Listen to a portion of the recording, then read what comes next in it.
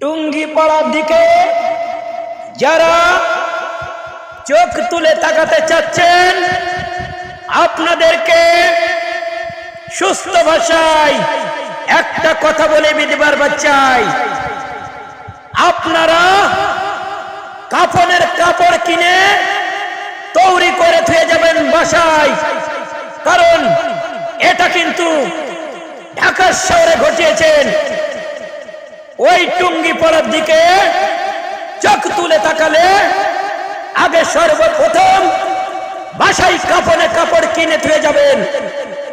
ওখানে কিন্তু রক্তের বন্যা বয়ে যাবে।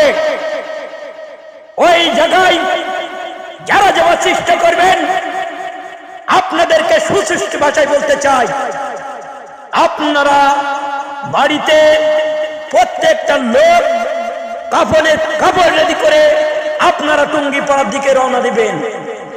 ওখানে আওয়ামী লীগের নেতা কর্মীরা মাথায় কাফনে কাপড় বেঁধে প্রস্তুত থাকবে আপনাদের সাথে যুদ্ধ করার জন্য।